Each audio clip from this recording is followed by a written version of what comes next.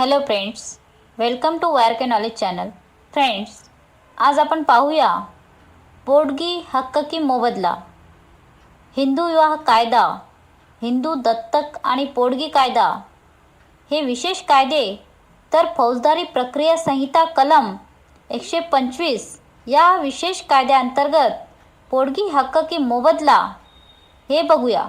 So friend, हा video पूर्ण बघा, लाईक, शेअर आणि कमेंट करा आणि सबस्क्राईब करायला अजिबात विसरू नका. फ्रेंड्स, भारतामध्ये कुटुंबातील स्वावलंबी नसलेल्या व्यक्तीसाठी वेगवेगळ्या कायद्याअंतर्गत पोटगी मागण्याची तरतूद आहे. हिंदू विवाह कायदा, हिंदू दत्तक आणि पोटगी कायदा हे विशेष कायदे तर फौजदारी प्रक्रिया संहिता कलम 125 या विशेष कायद्यांमध्ये पोटगीच्या तरतुदी दिलेल्या आहेत. पत्नी, अज्ञान मुलगा मुलगी, अविवाहित मुलगी, अविवाहित, शारीरिक किंवा मानसिक दुर्बलतेमुळे स्वतःचे पालनपोषण करू शकत नाही असा सज्ञान मुलगा, वडील व आई या सर्व नात्यातील व्यक्ती पोटगी मागू शकतात. पती, मुलगा किंवा वडील अशा नात्यातील ज्या पुरुषाकडे पोटगी मागायची आहे ती व्यक्ती पोटगी देण्यासाठी सक्षम असली पाहिजे किंवा तिच्याकडे उदरनिर्वाहाची पुरेशी साधने असली पाहिजेत.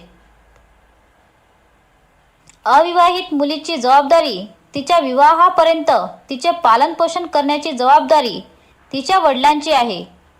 अज्ञान विवाहित मुलीचा पती जर तिचे पालनपोषण करण्यास असमर्थ असेल तर त्या मुलीची जबाबदारी वडिलांनीच घ्यायची आहे. या कायद्याअंतर्गत महिना किमान काही रक्कम मिळवून देण्याची तरतूद आहे. या कायद्याअंतर्गत पोटगी मंजूर करताना न्यायाधीशांनी काही बाबी लक्षात घ्यायच्या आहेत.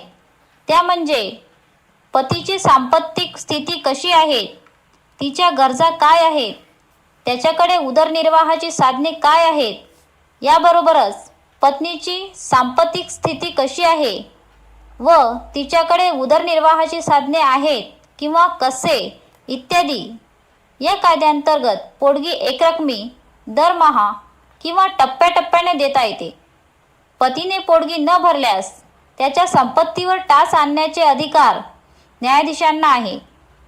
दोघांचा आर्थिक स्तर, तिचे उत्पन्न व तिच्या गरजांचा पोटगीची रक्कम ठरवताना विचार केलेला आहे.